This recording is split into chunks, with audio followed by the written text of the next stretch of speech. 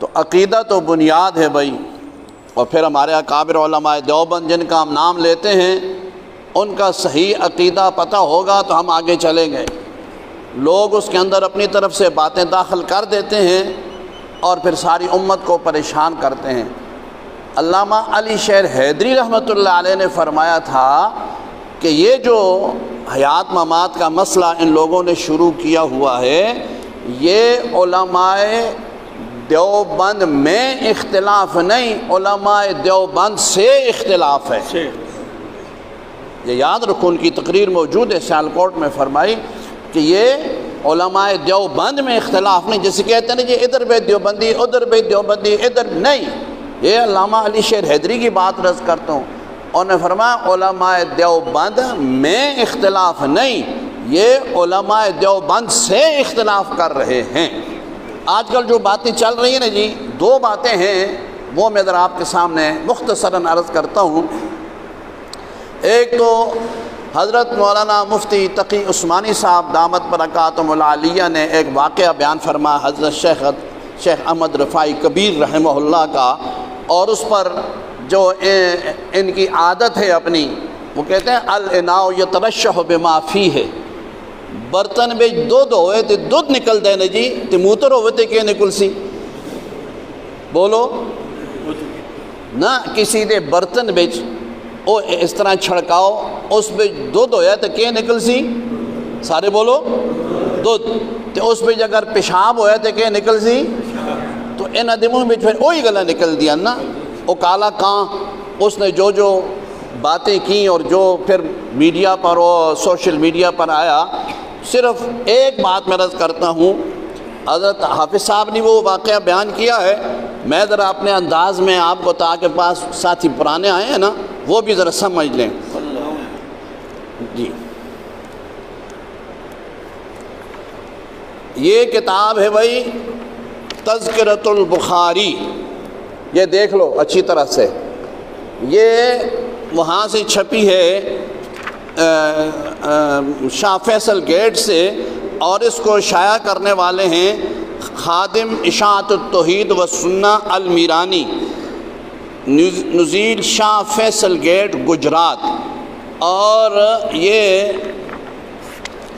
اللہ تھوڑی پہلی بار کرے، یہ غالباً سن 2000 میں یہ چھپی ہے، سن 2000 میں، اگست 2000 میں۔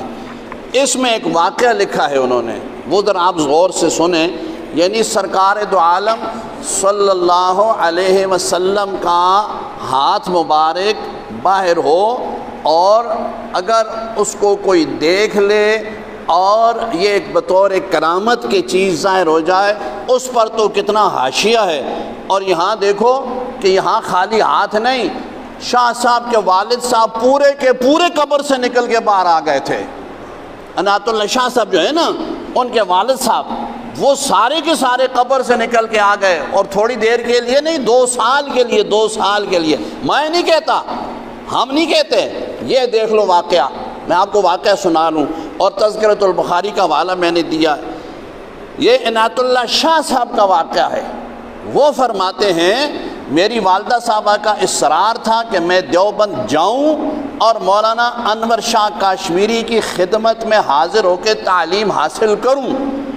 کہاں سے جاؤں جی؟ گجرات سے، گجرات سے جاؤں دیوبند، حضرت انور شاہ سے میں تعلیم حاصل کروں، مگر میں والدہ مرحومہ کے بڑھاپے اور کمزوری کی وجہ سے تیار نہ تھا کہ اس حال میں ان کی خدمت کون کرے گا۔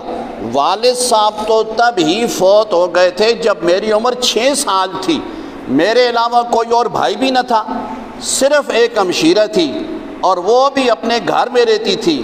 پھر بھی والدہ صاحبہ کا اصرار بدستور رہا تو میں نے ایک دن عرض کی کہ مولانا کاشمیری تو دیوبند سے کافی دور ضلع ڈھابیل چلے گئے ہیں۔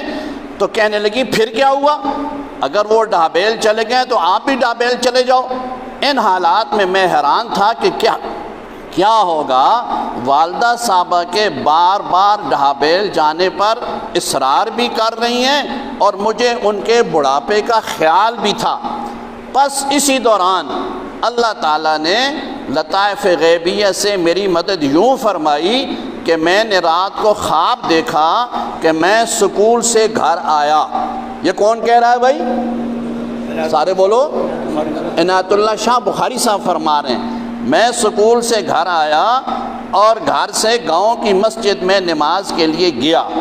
وضو گاہ سے پانی کا لوٹا بھرا اور دیکھا کہ ابا جان وضو سے قبل اپنی دستار جہاں رکھا کرتے تھے وہیں رکھی ہے اور وضو کی تیاری میں مصروف ہیں. میں لوٹا بھی بھرتا رہا اور ابا جان کی طرف بھی دیکھتا رہا. اتنے میں مسجد میں نماز پڑھنے والے ابا جی کے بے تکلف ساتھی چودھری فضل دین بھی وضو گاہ میں آ گئے. وہ ابا جی کو دیکھ کر کہنے لگے مولوی صاحب آپ تو مر چکے تھے، کیا پھر آ گئے ہو؟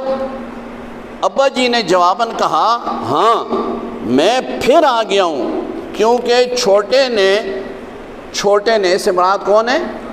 عنایت الشاہ.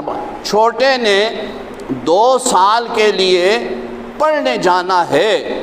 خدا نے مجھے حکم دیا ہے کہ میں 2 سال گھر میں رہوں. یہ دیکھ لو کتاب.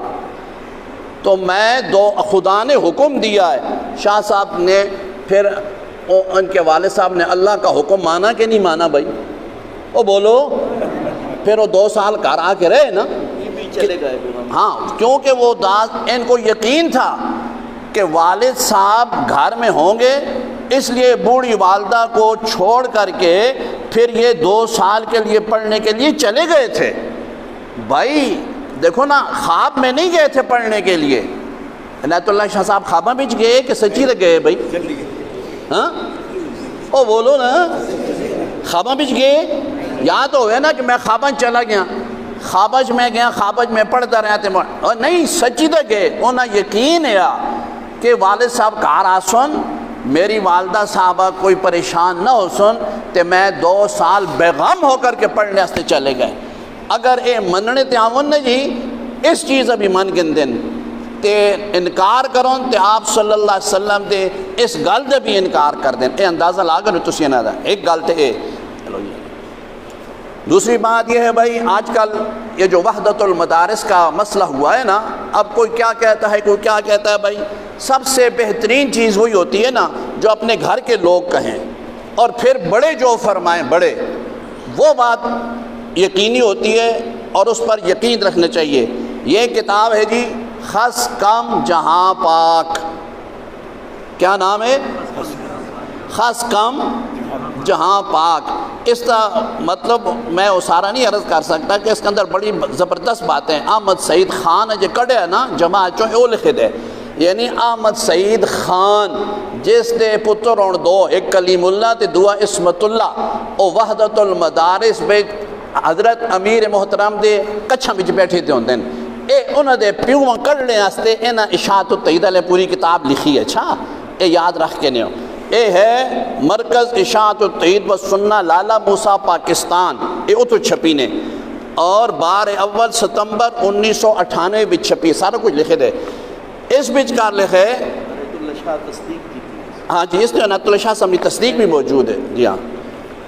اچھا اس کے صفحہ 60 پر ایک عنوان ہے آستین کے سانپ. یہ ہے، یہ ان کی اپنی کتاب میں ہے. اس میں مولانا محمد طاہر پنجپیری بڑے جو اشاعت توحید و سنہ کے امیر تھے، آج موجودہ جو امیر صاحب ہیں مولانا طیب طاہری، یہ ان کے والد گرامی ہیں. وہ فرماتے ہیں، یہ مولانا طاہر پنجپیری فرماتے ہیں، یہ آج کل کے ماحول کے مطابق میں عرض کرتا ہوں. وہ فرماتے ہیں مجھے اس بات کا بہت افسوس ہے کہ جس کام یعنی اشاعت و توحید و سنہ، قرآن کی تعلیم اور اصلاح عقائد و اعمال معاشرہ کے لیے میں نے دن رات کام کیا، ایسے حالات میں جب کہ میرا کوئی ساتھی نہ تھا اور تمام ملک میں شرک و بدعت اور رسم و رواج کا اندھیرا چھایا ہوا تھا، رب العزت جل جلالہ نے اپنے فضل و احسان سے توحید و سنت کی کرنیں اطراف و جوانب میں چمکا دی اور قرآن کی سینکڑوں درسگاہیں قائم ہوئیں، مبتدعین کا شور و غل دب گیا اور اجرائے سنت نبویہ سے ملک منور ہونے لگا۔ یعنی جہاں تک یہ بات ہو گئی تو پھر کیا ہوا؟ تو ہمارے بعض رفقا اور ارکان جماعت سست، مداہن کس آخدیں تو پتہ ہے نا، تو اسی ماشاءاللہ اکثر طالب علم مداہن اور ڈھیلے پڑ گئے، بعض بے دین، ہم نہیں کہتے، یہ مولانا طاہر پنجپوری فرما رہے ہیں اپنے بندوں کو، میرے بعض رفقا، بعض بے دین خوف خدا چھوڑ کر ائمہ کرام اور اسلاف پر طعن کرنے لگے۔ ان میں سے بڑی تعداد ان لوگوں کی ہے جو چند پیسوں کی خاطر مودودی سے متاثر ہو گئے ہیں، یا پھر غیر مقلدین ہو کر اسلاف اور امام ابو حنیفہ کو برا بھلا کہتے ہیں۔ اور اساں گل یہ کرو اسی کے شمار قطار جو امام ابو حنیفہ برا بھلا آکھ دیں، جڑے امام ابو حنیفہ گالیاں کر دیں اور میں نہ آخدا، ہم نہیں کہتے۔ مولانا طاہر پنجپوری اپنے رفقا کے متعلق فرماتے ہیں، آگے فرماتے ہیں بعض نے دنیاوی کام کو اہم سمجھ کر جماعت کے مقصد اشاعت توحید و سنت اور تعلیم و تعلم قرآن کریم کو معمولی جان کر چھوڑ دیا ہے۔ بعض منافقت کے رنگ میں ظاہراً جماعت کی رکنیت کا دعویٰ کرتے ہیں، مگر جماعت کے اصولوں سے انحراف اور عہد شکنی کرتے ہیں۔ آگے فرماتے ہیں بعض ارکان اپنی نفسانی خواہشات کا شکار ہو جاتے ہیں، ان کے جماعت میں شامل ہونے کا مقصد طلب جاہ اور حصول شہرت ہوتا ہے تاکہ لوگ ان پر چندے کے دروازے کھول دیں۔ یہ لوگ مدرسوں کے نام پر چندے اکٹھے کر کے ہضم کر جاتے ہیں اور جماعت کی بدنامی اور بربادی کا سبب بن جاتے ہیں۔ یہ مولانا طاہر پنجپیری اپنے جماعت کے ساتھیوں کو فرما رہے ہیں اس وقت۔ تو آج بھائی جو وحدت المدارس میں جا رہے ہیں نا، پھر انت منطبق کر دی جو کہ یہ وہی سارے وہی ہیں جو انہوں نے پہلے فرما دیا تھا۔ افسوس میرے بعض رفقا نے مدرسوں کو صرف چندہ اکٹھا کرنے کے لیے دکان بنا رکھا ہے۔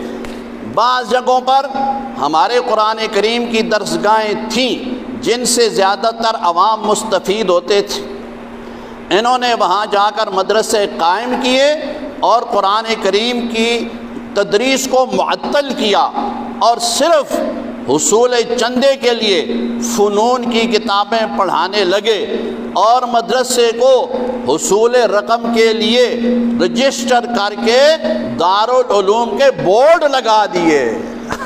اسا آخری دی کوئی لوڑ نہیں، اسی بڑے بیغم اسا گل کرنے دی لوڑ کے میں بھائی، جب شیخ القرآن مولانا طاہر پنجپیری مرحوم نے ان سب کے متعلق پہلی فرما دیا، ہمیں کیا ضرورت ہے کو بات کرنے کی؟ ہم کریں گے تو پھر کہیں گے دیکھو جی یہ نہیں ہم نہیں کہتے بھائی، یہ اپنا نامہ اعمال خود پڑھ لو، اقرا کتابک کفا بنفسک اليوم علیک حسیبا، ہم کچھ نہیں کہتے۔ آگے فرماتے ہیں مولانا طاہر پنجپیری فرماتے ہیں مجھے بہت افسوس کے ساتھ کہنا پڑتا ہے کہ ہم نے قرآن کریم کی نشر و اشاعت کو جس زور و شور سے شروع کیا تھا، ہمارے بعض ساتھیوں نے اب مدرسوں کو اہمیت دے کر اصل مقصد کے کام میں سستی ڈال دی۔ سمجھ گئے نا ساری گل؟ درس و تدریس قرآن پر کچھ خرچ نہیں کرتے۔ محتممین حضرات جتنی محنت اور جد و جہد اشاعت علوم و فنون کے لیے چندہ اکٹھا کرنے پر کرتے ہیں، جماعت اشاعت و توحید و سنت کے لیے اتنی تکلیف برداشت کرنا گوارا نہیں کرتے۔ زندہ آباد۔ ہمیں کہنے کی کیا ضرورت ہے بھائی، یہ خود ہی انہوں نے فرما دیا۔ تم تو کرامت نہیں مانتے، ہم تو مانتے ہیں۔ ان کو پتہ تھا آئندہ چل کے یہی چکر چلے گا، پہلے ہی انہوں نے فرما دیا۔ تو سوچو، ہم تمہیں دعوت فکر دیتے ہیں، تم ان اپنے غلط عقائد سے بھی توبہ کرو، علماء دیوبند کا نام نہ لو، اگر علماء دیوبند کا نام لیتے ہو تو پھر علماء دیوبند والے عقیدے اپناؤ۔ یہ جو تم نے کچھ عرصے سے 1957 سے یہ نیا کام سلسلہ شروع کیا، اس کو چھوڑو۔ جو ہمارے جتنے بڑے اکابر تھے انہوں نے جو فرمایا، یا اب جو موجودہ ہیں ان کے سامنے اپنے آپ کو تسلیم کرو اور انہی عقائد حقہ کو مانو، پھر انشاءاللہ عزیز تمہارے بھی لیے بھی اچھا ہوگا، امت کے لیے بھی اچھا ہوگا۔ ورنہ جو کچھ ہے کچا چٹھا تمہارے سامنے آ رہا ہے، اور امت کو تمہارے تمام عقائد کا، دجل کا، فریب کا پتہ چل رہا ہے۔ اللہ تبارک و تعالی ہم سب کی ان مسائل کو، خصوصاً حضرت حافظ صاحب کی ساری محنت کو اللہ تعالی قبول و منظور فرمائے۔ آپ تمام طلبہ عزیز، حضرات گرامی، علماء کرام، حضرت مولانا ضیاء الرحمن صاحب بھی تشریف لائے، اور بھی علماء کرام موجود ہیں، اور اسی طرح بہت بڑی تعداد مدارس کی آئی۔ اللہ تعالیٰ آپ سب کی آمد کو باعث برکت فرمائے اور امت کے لیے نافع بنائے۔ امت کے لیے آپ لوگ ایک ایک طالب علم، ایک ایک کارخانہ ہے، یاد رکھو، ایک ایک طالب علم، ایک ایک، انشاءاللہ آگے آپ کی وجہ سے سینکڑوں نہیں ہزاروں لاکھوں لوگ مستفید ہوں گے۔ اللہ تبارک و تعالی ہماری ان تھوڑی سی جد و جہد کو اللہ تعالیٰ قبول و منظور فرمائے۔ دعا فرماتے وقت تھوڑا ہے، کھانا بھی پھر تیار ہے آپ سب حضرات کے لیے۔ ربنا تقبل منا انک انت السمیع العلیم، تب علینا یا مولانا انک انت التواب الرحیم۔ یا الہ العالمین ہماری اس محنت کو قبول فرما۔ اکابر علماء دیوبند کا جو صحیح مسلک ہے یا اللہ اس پر ہمیں مضبوطی کے ساتھ قائم رہنے کی توفیق عطا فرما۔